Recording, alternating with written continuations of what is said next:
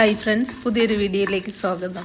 Channel ഇതുവരെ subscribe ചെയ്തിട്ടില്ലെങ്കിൽ ഒന്ന് സബ്സ്ക്രൈബ് ചെയ്തേക്കണേ. കൂടെ ഒരു ലൈക്കും കൂടി. പണ്ടൊക്കെ നമ്മൾ മല്ലിയും മുളകും ഒക്കെ വറുത്തരച്ചാണല്ലോ ചിക്കൻ വെച്ചിരുന്നത്. ഇപ്പോഴല്ലേ ഈ പൊടികളൊക്കെ യൂസ് ചെയ്യുന്നത്. ആ വറുത്തരച്ചുണ്ടാക്കുന്ന ചിക്കൻ്റെ ടേസ്റ്റ് അപാരമാണ്. അത്തരത്തിലൊരു ചിക്കൻ കറിയാണ് ഇപ്പോൾ ഉണ്ടാക്കാൻ പോകുന്നത്. കഴുകി വൃത്തിയാക്കിയ 3/4 കിലോ ചിക്കനുണ്ട്. കുറച്ച് മഞ്ഞൾപ്പൊടിയും പെപ്പറും ചേർത്തൊന്ന് മാരിനേറ്റ് ചെയ്യാം.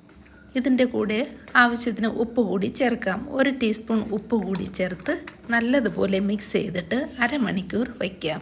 3/4 കിലോ ചിക്കന് വേണ്ടി 3 വലിയ സവാളയാണ് എടുത്തിട്ടുള്ളത്. ഇത് വളരെ ചെറുതായിട്ട് അരിഞ്ഞെടുക്കണം.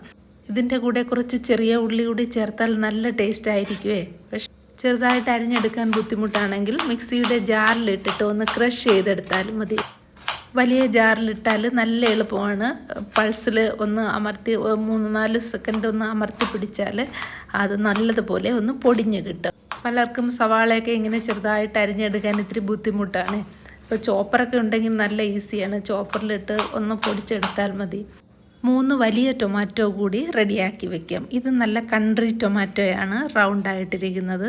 ഇത്തരം നാടൻ ടൊമാറ്റോ ഈ ചിക്കൻ കറിക്കൊക്കെ നല്ലതാണ്. നല്ല പുളിയുണ്ട്, അതുകൊണ്ട് നല്ല ടേസ്റ്റാണ്.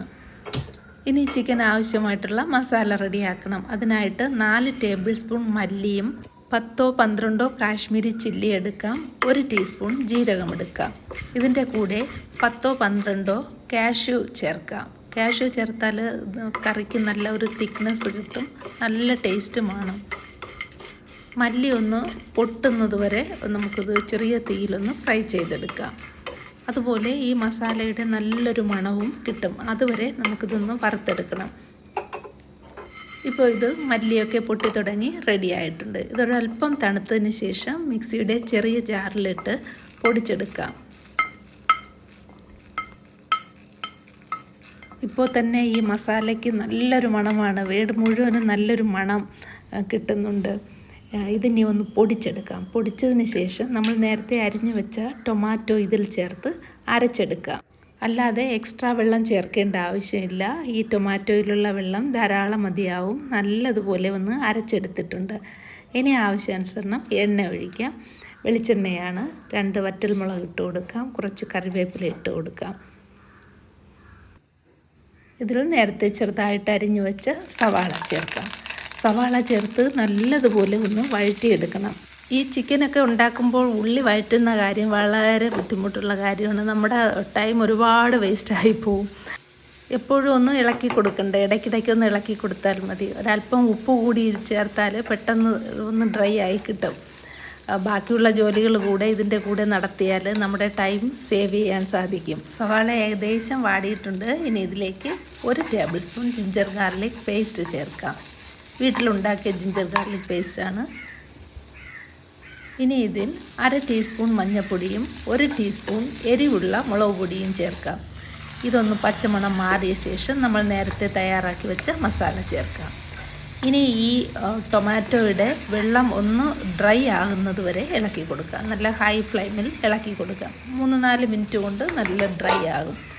ഇപ്പോൾ ടൊമാറ്റോയിലെ വെള്ളമൊക്കെ വറ്റി മസാലയൊക്കെ നല്ലതുപോലെ ഫ്രൈ ആയിട്ടുണ്ട്. ഇതിൽ നമ്മൾ മാരിനേറ്റ് ചെയ്ത് വെച്ച ചിക്കൻ ചേർക്കാം. 2-3 മിനിറ്റ് ഹൈ ഫ്ലെയിമിൽ തന്നെ ഇളക്കി കൊടുക്കാം. ഇനി ഈ ചിക്കനിൽ ചേർക്കുന്നത് പൊട്ടറ്റോയാണ്.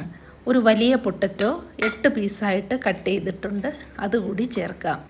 ചിക്കനോടൊപ്പം വെന്ത് വരുന്ന ഈ പൊട്ടറ്റോ ഭയങ്കര ടേസ്റ്റാണ്. ചിക്കനേക്കാളും ടേസ്റ്റാണ് ഇതിനോടൊപ്പം വെന്ത് വരുന്ന ഈ പൊട്ടറ്റോ. 2-3 മിനിറ്റ് ഹൈ ഫ്ലെയിമിൽ ഇളക്കിയതിന് ശേഷം 1 ടീസ്പൂൺ പെരുംജീരകപ്പൊടിയും 1 ടീസ്പൂൺ ഗരം മസാലയും 1 ടീസ്പൂൺ ഉപ്പും കൂടി ചേർത്ത് വീണ്ടും 1-2 മിനിറ്റ് കൂടി ഇളക്കി യോജിപ്പിക്കാം. ഇനി ചിക്കൻ വേകാൻ ആവശ്യമായിട്ടുള്ള ചൂടുവെള്ളം ഒഴിച്ചു കൊടുക്കാം. ഗ്രേവി കൂടുതൽ ആവശ്യമാണെങ്കിൽ കൂടുതൽ വെള്ളം ഒഴിക്കാം. ഗ്രേവി കുറച്ച് മതിയെങ്കിൽ 1 കപ്പ് തന്നെ ധാരാളം മതിയാകും. ചിക്കനിലുള്ള വെള്ളവും ഉണ്ടല്ലോ, അപ്പോൾ അത് വെന്ത് വരുമ്പോൾ ആവശ്യത്തിന് ഗ്രേവി കിട്ടും. 3-4 പച്ചമുളക് കൂടി ഇട്ട് കൊടുക്കാം.